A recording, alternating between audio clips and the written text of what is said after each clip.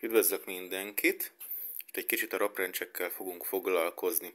Nem is használattéren, abban én nem vagyok kompetens, inkább összeállítás, meg fejlesztés téren történt egy kis változás.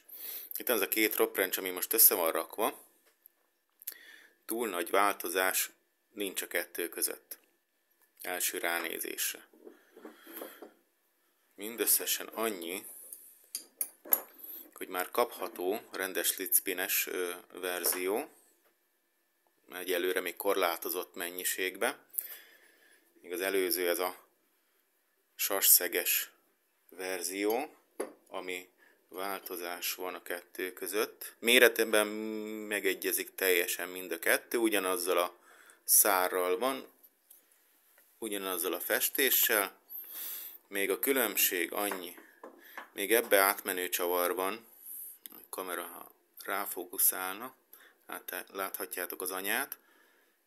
Ezt már úgy oldottam meg, hogy mind a két oldalt csak ez a nagyon szép lapos csavarfej látható. Csak hogy véletlenül se akadjon be semmibe. Menetragasztót használok, itt vannak a csavarok, már meg vannak kenve. Nem is menetrögzítő, hanem ez menetragasztó, ennek még nagyobb a terhelhetősége, úgyhogy még nehezebben lazul ki, eleve kilazítani is nehéz. Na de hát itt a slitspin miatt nem is nagyon kell ezt lazítgatni. Még egy változás az alap rapwrenchhez képest, hogy a görgő az alumíniumból van. Mindjárt mellé rakunk, menj vissza. Mellé rakok egy vasat, és akkor a színén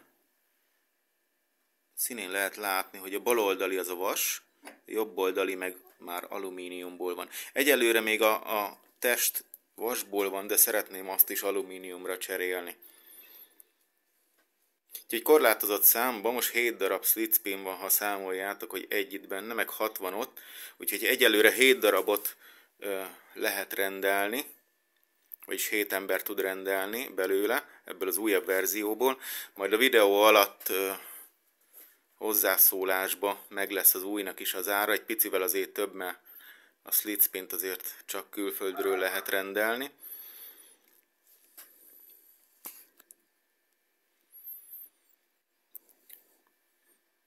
Ha esetleg kérdés bármi van, akkor nyugodtan a videó alá írjátok oda, mindenkinek fogok válaszolni. Sziasztok!